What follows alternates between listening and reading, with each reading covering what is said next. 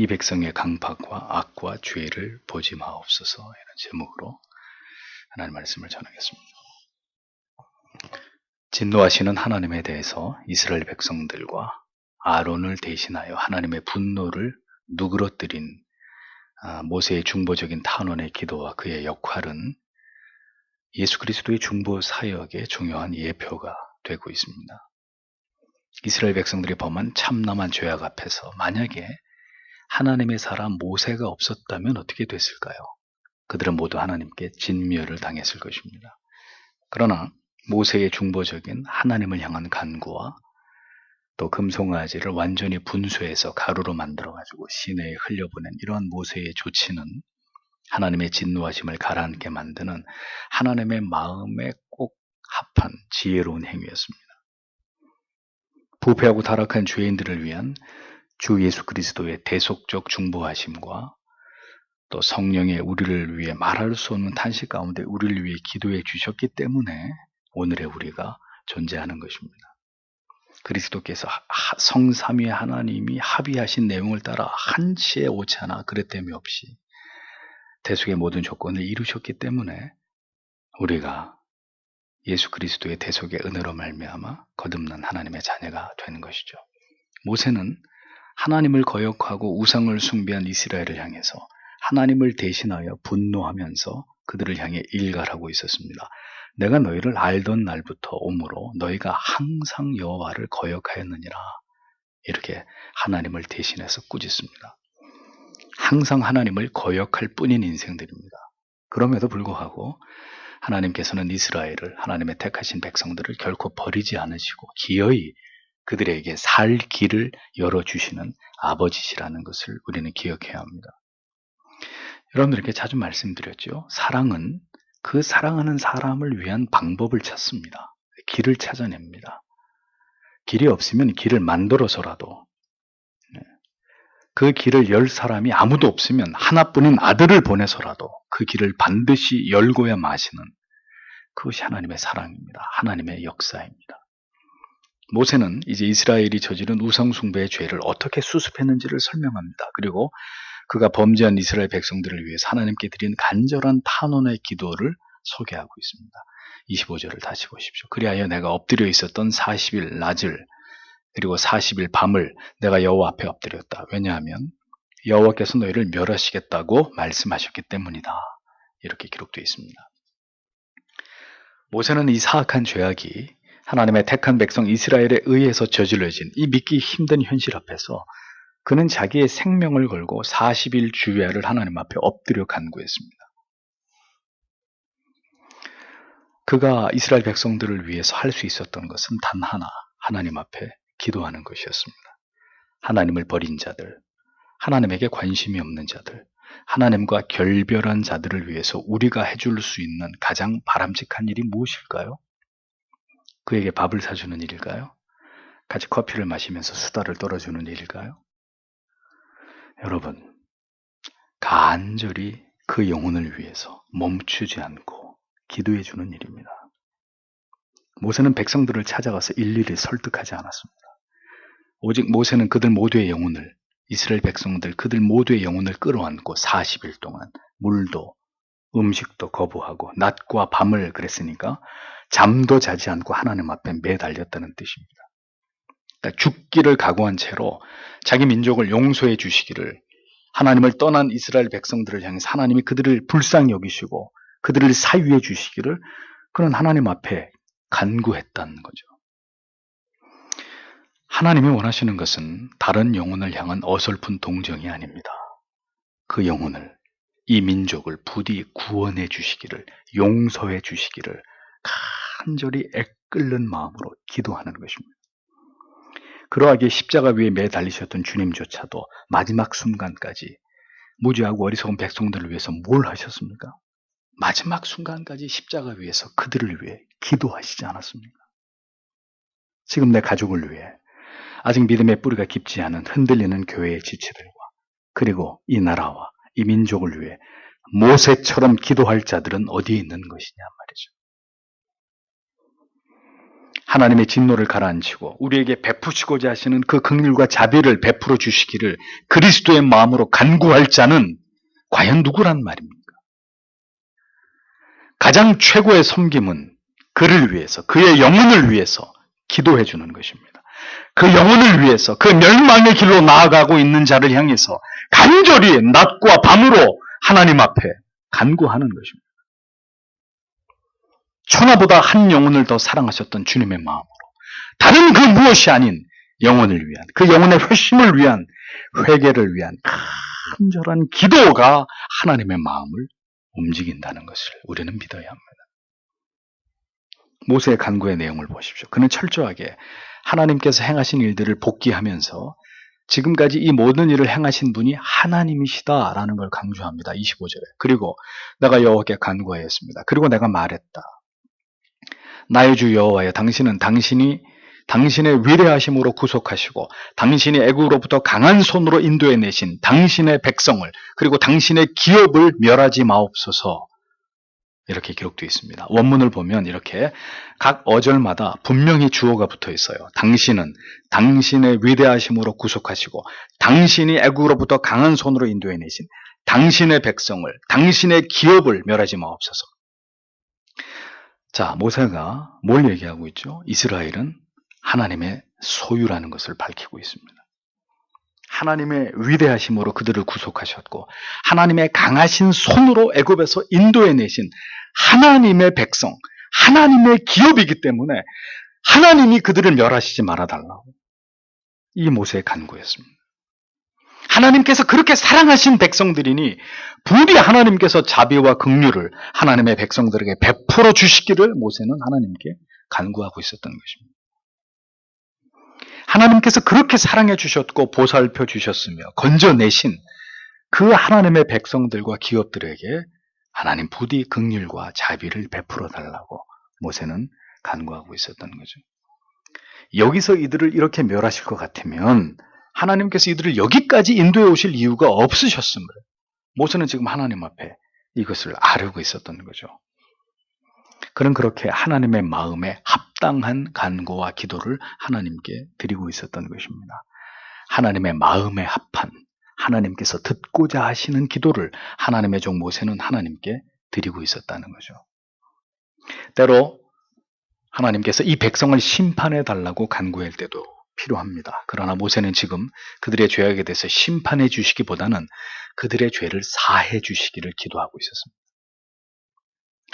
이들은 하나님에 대해서 아직 무지하고 어리석은 자들로 이러한 참남한 죄를 지을 수밖에 없는 미련한 자들이었으니 부디 그럼에도 불구하고 이들이 하나님의 백성이라는, 하나님이 지으시고 정하시고 끌어내시고 여기까지 인도하신 하나님의 백성들이라는 것을 기억하셔서 멸하지는 말아달라고 모세는 그렇게 간절히 하나님 앞에 탄원하고 있었던 것입니다. 백성들이 미련하고 어리석은 죄를 범할 때 하나님의 사람들은 이렇게 하나님께 탄원하는 일이, 간절히 하나님 앞에 이것을 도구하는 일이 필요합니다. 저들이 아직 하나님을 알지 못해서 이러한 죄를 범했지만 그래도 오늘까지 이들을 존재하도록 역사하시고 섭리하신 분이 하나님이실진데 부디 다시 한번 진노하심보다는 긍휼을, 심판하심보다는 용서를 모세는 하나님 앞에 그렇게 구하고 있었던 것입니다. 누군가는 그렇게 하나님에 대해서 무지한 채로 죄 가운데 있을 때 그를 대신해서 간절히 하나님께 용서를 구해야 합니다. 우리가 어리석어서 하나님을 알지 못하고 하나님을 멸시할 때 예수께서는 십자가 위에서 우리를 향한 모든 저주와 하나님의 심판을 막아서시면서 우리의 죄를 대속하셨습니다. 예수 그리스도 자신의 흘리신 보혈을 보시고 이들을 모두 용서해 주시기를 하나님께 성자는 간구하셨습니다. 누군가가 하나님께 돌아와야 하고 그가 믿음을 갖기를 간절히 소원할 때 우리가 할 수 있는 섬김은 그를 위해서, 그 영혼을 위해서 간절히 기도하는 것입니다. 그의 영혼이 하나님의 은혜로 말미암아 예수 그리스도의 십자가를 경험하고 변화될 수 있기를 간절히 진실되게 기도하는 것입니다. 우리가 뭘 할 수 있습니까? 우리가 누군가를 회심케 할 능력이 있습니까? 타인의 영혼을 위해서 우리가 할 수 있는 일이 무엇입니까? 그를 죄에서 건져내실 분은 오직 성령이십니다. 그렇다면 우리가 오늘도 하나님을 알지 못하고 죄 가운데 있는 자들을 위해 할 수 있는 것은 하나님께 간절히 기도드리는 것입니다. 기도가 최고의 섬김입니다. 기도가 최고의 사랑입니다. 그것이 하나님께서 우리에게 원하시는 바입니다. 타락한 이스라엘 백성을 위해 생명을 내놓고 기도하는 모세가 있었습니다. 타락한 인류, 소망 없는 인생들을 위해 자기를 십자가에 내어 던지면서 그들을 대속하신 하나님의 아들이 있었습니다. 누군가에게 생애적인 거듭남의 은혜가 일어나려고 한다면 그를 위해 기도하는 자가 있어요. 오늘도 하나님이 그것을 우리에게 요구하신단 말이죠. 하나님을 알지 못하는 영혼들의 죄와 무지 가운데 있는 들은 그들을 위한 최고의 섬김은 그들을 위한 눈물의 기도라는 것을 기억하십시오. 모세는 이어 또다시 이스라엘 백성들을 용서해 주시기를 구하면서 하나님이 그렇게 하셔야 되는 또 다른 이유를 하나님께 구하고 있습니다. 27절을 보십시오. 당신은 당신의 종들을 아브라함을, 이삭을 그리고 야곱을 기억하소서. 당신은 이 백성의 강팍함과 그의 악함과 그의 죄를 보지 마옵소서라고 적고 있습니다. 모세는 하나님께서 이스라엘의 조상들에게 약속하신 것을 기억해 주시기를 간구하고 있습니다. 하나님께서는 분명히 아브라함과 이삭과 야곱에게 너희의 후손들에게 내가 약속의 땅을 주겠다고 약속하시지 않으셨습니까? 그러므로 하나님께서는 이제 이 범죄한 사악한 이스라엘 백성들의 그 죄를 보지 마시고 하나님께서 이스라엘의 선조들과 약속하신 그것을 기억해 달라고 모세는 그렇게 요청하고 있었다는 것을 볼 수 있습니다. 우리는 모세의 간구에서 가장 모범적인 기도의 원형을 보는 거죠. 신자는 성경의 역사를 알아야 합니다. 그 역사 속에 하나님이 우리에게 주신 약속들을 알고 있어야 합니다. 또 우리가 살아가는 이 나라와 이 민족 가운데 하나님이 행하셨던 위대한 일들을, 그 역사의 현장들을 기억하고 있어야 합니다. 피 흘려 순교하면서 믿음을 지킨 우리의 조상들을, 그들을 기억하셔서 부디 하나님께서 이 한국교회를 다시 부흥케 해주시기를, 하나님을 의지하는 신뢰하는 위정자를 세우셔서 해방을 맞이한 이 나라를 세우셨던 하나님께서 부디 다시 이 도탄에 빠진 나라를, 이 대한민국을 그 긍휼히 여겨주시기를 우리는 기도해야 되는, 우리의 역사를 돌아보면서 우리의 역사 가운데 하나님이 어떻게 우리를 도우셨는지를 하나님 앞에 기도하면서, 그렇게 우리를 도우셨던 하나님, 지금도 우리를 불쌍히 여겨달라고 기도해야 되는 거죠. 이 나라에 어떻게 복음이 전해졌는지를 기억하면서 하나님께서 다시 이 나라를, 이 민족을 긍휼히 여겨주시는 것을 기도해야 되는 것이 우리의 몫이라는 겁니다. 여러분, 한국의 초창기 교회들이, 한국의 초대교회들이 얼마나 놀라운 일들을 감당하셨는지를 알고 계십니까? 1912년도에 우리나라가 최초 선교사를 파송했습니다. 조선 예수교 장로회는 중국 산동성으로 3명의 선교사를 파송합니다. 박태로, 김용훈, 사병순, 이 3사람이 그들입니다. 그런데 여러분, 1912년도가 언제예요? 우리가 일제강점기를 벗어난 지 2년밖에 되지 않았던 때였습니다. 그러니까 나라를 잃어버렸던 나라가 나라를 되찾자마자 지극히 가난하고 문맹인들이 넘치던 그 나라가 제코가 석자일 때 뭘 했다고요? 전국교회가 선교 헌금을 지게꾼들한테 지워가지고 서울로 보내가지고 이 3명의 선교사, 중국 산동성으로 파송하는 3명의 선교사에게 전달했습니다. 1912년도. 그뿐만이 아닙니다. 1956년도에는 동족 산잔의 피비린내 나는 이 전쟁이 끝난 지 3년이 지난 해였는데, 그때 대한예수교 장로회 총회가 최찬영, 김순일 선교사를 태국으로 파송하기로 결정합니다. 지구상에 일본의 침략과 전쟁의 피해로 잿더미가 폐허가 된 가장 가난한 나라가, 그 가장 가난한 나라의 기독교가 선교사를 파송했다. 그게 이 나라의 기독교, 이 나라의 초창기의 기독교가 행했던 일이고, 그게 이 나라 기독교에 하나님이 주신 은혜였습니다. 그 이후로 한국교회는 아시아에서 한때 가장 많은 선교사를 해외에 파송한 교회가 됐습니다.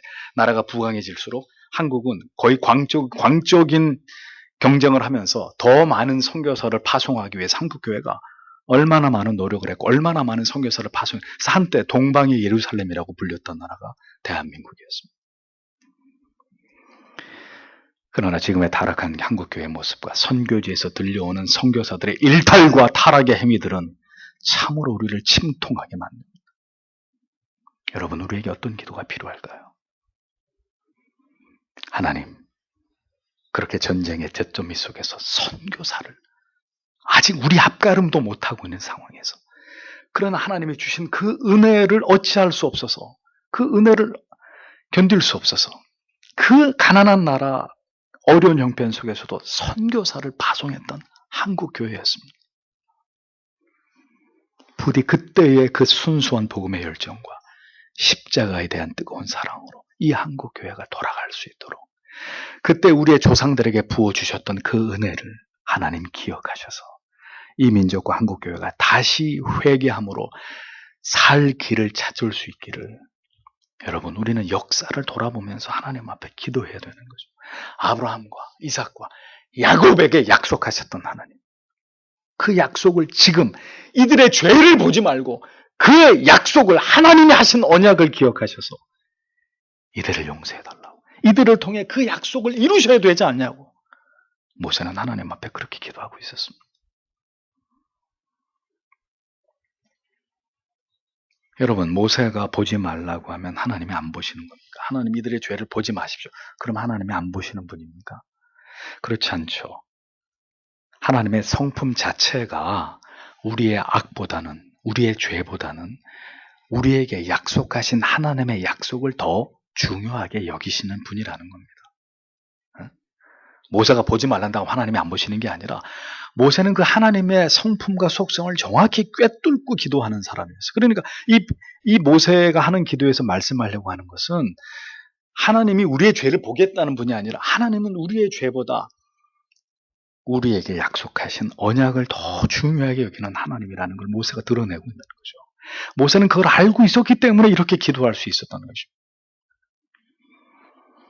오늘도 우리의 죄와 연약과 무지보다는 아들을 통하여 우리를 구속하시기로 한 하나님의 뜻과 그 하나님의 확고한 의지, 그리고 예수 그리스도의 십자가를 통한 구속의 언약을 하나님이 더 귀하게 여기시기 때문에 우리의 모든 죄악과 강팍과 불순종에도 불구하고 하나님은 우리를 버리지 않으시고 다시 하나님께로 돌아오고 또 돌아올 수 있는 긍휼과 자비를 베풀어 주시는 것입니다. 우리의 죄와 허물과 연약보다는 우리에게 주신 하나님의 약속을 하나님이 더 중요하게 여기고 계신다라는 것을 잊어서는 안 됩니다. 그러한 하나님의 성품이 아니었다면 우리는 모두 오래전에 영원한 하나님의 진노 가운데서 진멸당한 자들이 되었을 것이라는 겁니다. 언제나 그 십자가의 구속의 언약을 통해서 오늘의 우리를 바라보시는 하나님이시라는 것을 여러분 기억하십시오. 우리의 죄와 허물보다는 아들의 피 흘리신 그 대속하심의 위대한 공로를 더 귀하게 여기시는 하나님의 자비와 긍휼 때문에 우리는 날마다 새로운 기회를 하나님 앞에 얻게 되는 것입니다. 모세는 계속해서 하나님께서 이스라엘을 용서하셔야 될 이유를 간구하고 있습니다. 28절에 당신이 그곳에서 우리를 인도해 내신 그 땅이 여호와께서 그들에게 말하신 그 땅으로 그들을 돌아가게 할 수 없기 때문에, 그리고 그가 그들을 미워하기 때문에 그가 그들을 광야에서 죽이려고 그들을 인도해 냈다고 그들이 말하지 않도록 직역을 하면 이런 뜻이 됩니다. 그러니까 모세는 하나님께서 이스라엘을 진멸하실 때 만약에 그들을 진멸하신다면 자칫 이방인들로부터 절대로 비방당하실 이유가 없는 하나님의 영광과 그 이름이 오해될 수 있음을 근거로 이스라엘을 용서해 주시라고 하나님 앞에 간구하고 있었습니다. 만약 이스라엘이 하나님의 심판을 받아 멸망당하게 된다면 애굽 사람들이 생각할 때 하나님께서 무능하심으로 이스라엘을 가나안까지 인도할 수 없는 것이라고, 또 자기 백성을 미워해가지고 언제는 거기서 건져낼 때는 언제고 하나님이 자기 백성들을 미워해가지고 모두 광야에서 죽게 만든 것이라고, 그들이 그렇게 하나님에 대해서 함부로 말하게 될까, 저는 그것이 두렵습니다. 라고 모세는 하나님께 간구하고 있었던 겁니다. 존귀하신 하나님의 이름이 어떤 이유로든 하나님을 알지 못하는 자들에 의해서 비웃음과 조롱거리가 되지 않기를 바라는 모세의 마음이 잘 드러나고 있는 부분이죠. 우상을 숭배한 이스라엘 백성들은 멸망당해야 마땅한 자들이었습니다. 그러나 모세가 하나님께 간구합니다. 그들을 죽이실 수도 있고 멸하실 수도 있으나 그럼 하나님을 알지 못하는 이방의 어리석은 자들이 하나님에 대해서 어떻게 말하게 될지, 하나님 이방인들이 뭐라고 하나님에 대해서 말하겠습니까? 저들이 하나님의 그 존귀하신 이름과 그 하나님의 영광이 저런 하나님을 알지 못하는 자들에 의해서 오해받고, 그래서 하나님이 저들에게 멸시를 당하는 그런 일이 어찌 일어날 수 있습니까? 그러니 하나님 그렇게 하는 일은 온당치 않은 일입니다. 자기 이름을 위하여 의의 길로 인도하시는도다.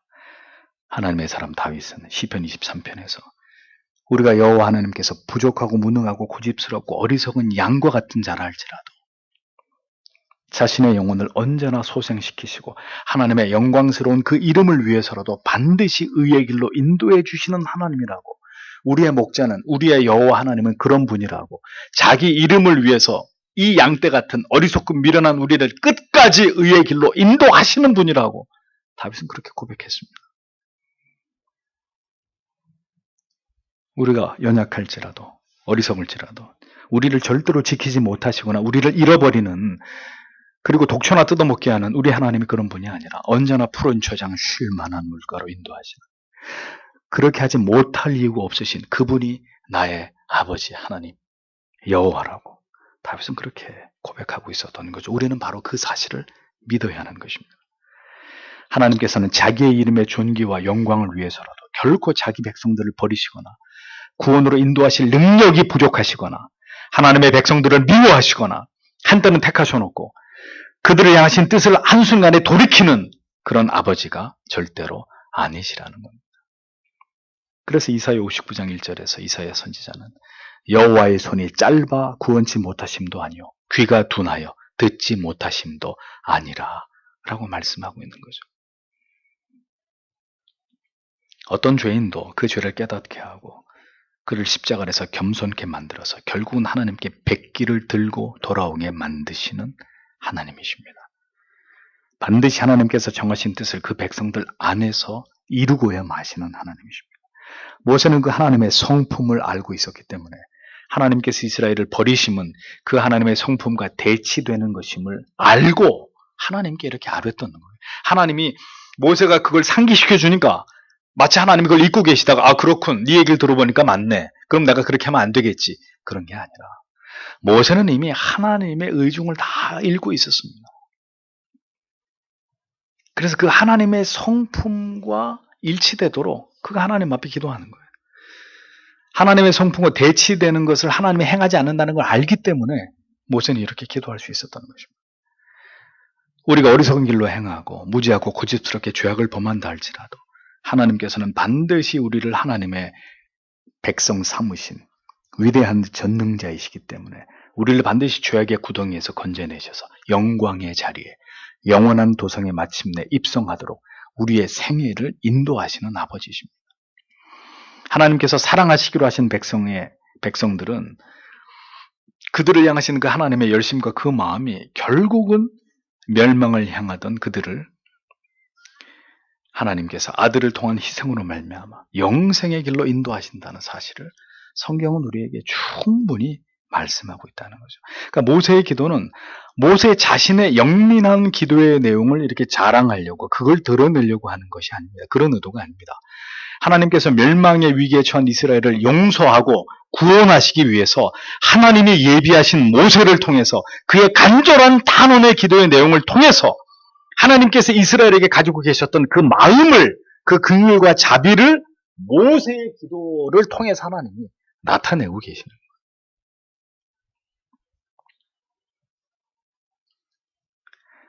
그러니까 처음부터 하나님은 이스라엘을 멸망시킬 뜻이 없으셨던 거죠.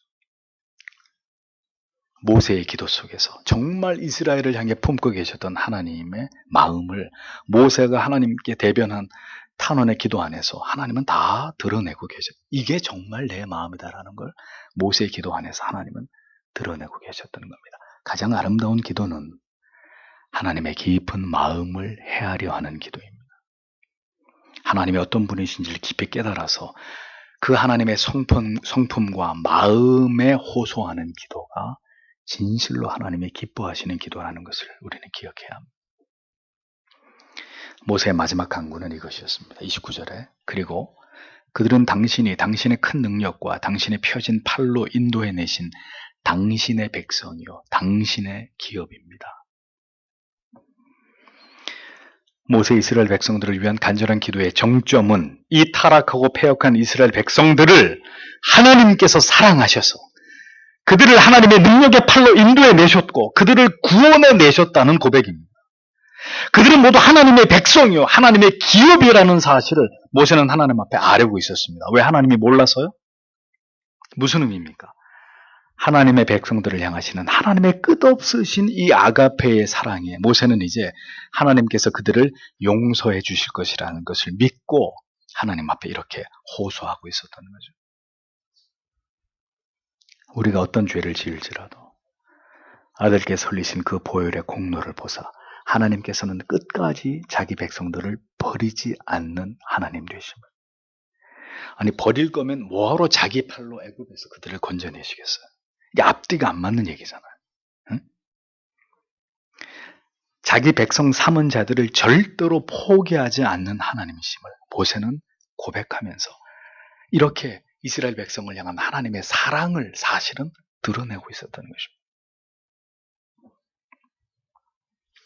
그 능력과 펴신 팔로 하나님의 자녀들이 어떤 죄악 가운데 있을지라도 어떤 삶을 하나님 앞에서 살아갈지라도 결국 그들을 바른 길로 인도하시는 하나님은 그런 분이시고 우리는 그 하나님의 백성이고 그 하나님의 기업이라는 고백으로 모세의 간절한 탄원의 기도는 그렇게 마무리되고 있었던 겁니다. 자기 백성을 버리지 않으시는 하나님, 범죄한 아담과 하와를 버리지 않으시는 모든 죄인들을 긍휼히 여기시는 하나님의 사랑이 모세의 간구 속에 사실은 절절히 녹아 있었던 것입니다. 모세를 왜 하나님께서 친구처럼 여기셨는지를 알 수 있는 하나님의 마음을 그대로 적중한 모세의 기도는 하나님의 마음을 드러내고 높이는 기도였고 결국 하나님께서 이스라엘을 용서하시고 마침내 약속의 땅에 이르기까지 그들과 함께 하실 것임을 확신하는 기도였다는 것을 우리는 비로소 알 수 있는 것입니다. 우리가 죄 가운데 있다 할지라도 아직 우리가 하나님을 잘 알지 못하고 여전히 우리는 넘어지고 뒤로 물러갈 수밖에 없는 존재를 알지라도 우리의 소망은 그런 우리들을 버리지 않으시고 아들을 통해서 구원하시고 오늘도 성령을 통해서 다시 우리를 이렇게 세우고 믿음을 주시고 성화되어 가도록 하나님이 우리를 끌고 가시는 그렇게 우리를 견인하시는 그 하나님께 있다는 것을 우리의 모든 소망은 그 하나님께 있다는 것을 우리는 잊지 말아야 합니다. 우상을 숭배하고 광야길 내내 하나님을 불평하고 원망하는 이스라엘을 통해서는 어떤 소망도 발견할 수 없습니다. 다만 그런 그들을 자기 백성 삼아 끝까지 그들을 버리지 않으시고 당신의 종 모세를 통해서 결국 이스라엘 백성들이 이스라엘의 다음 세대들이 가나안 땅으로 들어가고야 말도록 그렇게 그들을 인도하시는 하나님, 아들을 대속의 제물 삼아 그를 믿게 하신 모든 자들을 끝까지 천국으로 인도하시는 하나님. 신명기는 이렇게 이 위대하신 하나님의 구속의 언약을 우리 마음속에 깊이 각인하고 있는 것입니다. 오늘도 하나님을 아는 것이 우리의 힘임을 고백하면서 우리의 모든 기도가 모세의 그것처럼 하나님을 깊이 아는 그 온전한 지식에 근거한 기도가 되기를 오늘도 그렇게 내 자신과 우리가 기도해 주어야 될 사람들과 지체들과 교회와 이 나라를 위해서 하나님 앞에 간절히 기도하고 돌아가시는 여러분들이 되시기를 바랍니다. 기도하겠습니다.